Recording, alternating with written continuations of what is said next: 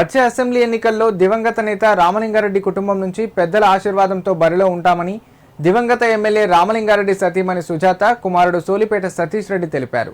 బ్రతికున్నన్ని రోజులు నియోజకవర్గ అభివృద్ధికి అహర్నిశలు కృషి చేసిన గొప్ప నాయకుడని కొనియాడారు. జర్నలిస్టుగా, ఎమ్మెల్యేగా, భారీ అంచనాల కమిటీ చైర్మన్గా దుబ్బాక నియోజకవర్గానికి రాష్ట్రంలోనే ఒక ప్రత్యేక గుర్తింపు తీసుకువచ్చిన గొప్ప నాయకుడు దివంగత ఎమ్మెల్యే రామలింగారెడ్డి అని కొనియాడారు. సిద్దిపేట జిల్లా అక్బర్పేట బోంపల్లి మండలం చిట్టాపూర్ గ్రామ శివార్లోని దివంగత ఎమ్మెల్యే సోలిపేట రామలింగారెడ్డి 6వ వర్ధంతిని పురస్కరించుకుని ఆయన విగ్రహానికి కుటుంబ సభ్యులు, బీఆర్ఎస్ పార్టీ శ్రేణులు, అభిమానులు పూలమాల వేసి ఘనంగా నివాళులర్పించారు. అనంతరం రామలింగారెడ్డి అభిమానులు రక్తదాన శిబిరాన్ని ఏర్పాటు చేసి రక్తదానం చేశారు. ఈ సందర్భంగా వారు మాట్లాడారు. రామలింగారెడ్డి లేని లోటు నియోజకవర్గ ప్రజలకు స్పష్టంగా కనిపిస్తుందన్నారు. ఆయన వర్ధంతి సందర్భంగా విచ్చేసిన అభిమానులు, బీఆర్ఎస్ శ్రేణులను చూస్తుంటే ఇంకా ఆయన మా మధ్యనే ఉన్నారని, ఆయన సేవలు నియోజకవర్గానికి ఇంకా అవసరం ఉందని అనిపిస్తుందన్నారు. అందుకే పెద్దల దీవెనలతో మా కుటుంబం నుండి రానున్న అసెంబ్లీ ఎన్నికల్లో దుబ్బాక నియోజకవర్గంలో మా కుటుంబం నుండి బరిలో ఉండి ఎమ్మెల్యేగా గెలిచి నియోజకవర్గానికి సేవలు చేసుకుంటామన్నారు. ఆయనపై అభిమానంతో రక్తదాన శిబిరాన్ని ఏర్పాటు చేసి రక్తదానం చేసిన అభిమానులకు ప్రత్యేక కృతజ్ఞతలు తెలిపారు. కార్యక్రమంలో రామలింగారెడ్డి కుటుంబ సభ్యులు, పిఎస్సిఎస్ చైర్మన్ కైలాసం, మాజీ జడ్పీటీసీ రవీందర్ రెడ్డి, సర్పంచ్లు, కౌన్సిలర్లు, బీఆర్ఎస్ పార్టీ సీనియర్ నాయకులు కొత్త కిషన్ రెడ్డి, నారాగౌడ్, పరస కృష్ణ, బండి రాజు, ఆశస్వామి, అభిమానులు పాల్గొన్నారు.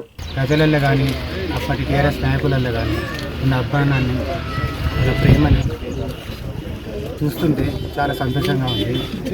నాన్నయంటే 6 ఏళ్ళైనా వాస్తవానికి కూడా నాన్న వచ్చింది ఒక నక్సలైట్ బ్యాక్గ్రౌండ్ నుంచి, ఒక ఉద్యమాల నుంచి, పేదరికం నుంచే వచ్చి పటేల్ పట్వారి వ్యవస్థలో పుట్టిన పేదరికం నుంచి వచ్చిన ఏనాడు కూడా కులాల తేడా కానీ ఇంకేం కానీ లేకుండా ఈ అసమానతలను తొలగించడానికి నక్సల్బరీ ఉద్యమంలోకి వెళ్ళి ఆ తర్వాత జర్నలిస్ట్గా కానీ, ఎమ్మెల్యేగా కానీ దుబ్బాక ప్రాంత మంచి గురించి ఆలోచించేవాడు. ఆయన లేకుండా ఆయన చనిపోయి 6 సంవత్సరాలైనా మీరు చూపిస్తున్న ఈ ప్రేమకు రక్తదాన శిబిరాన్ని నిర్వహిస్తున్న ప్రతి ఒక్కరికి ధన్యవాదాలు తెలియజేస్తున్నాను.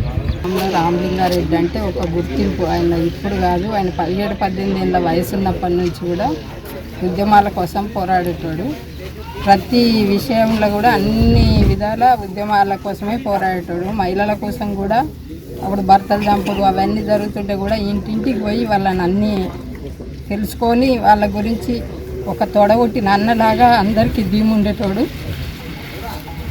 టీఆర్ఎస్ గవర్నమెంట్ వచ్చినాక కేసీఆర్ రామలింగారెడ్డి సుఖదనం చూసి టికెట్ ఇచ్చిండు. టికెట్ ఇచ్చినందుకు 4 సార్లు ఎమ్మెల్యే గెలిచిండు.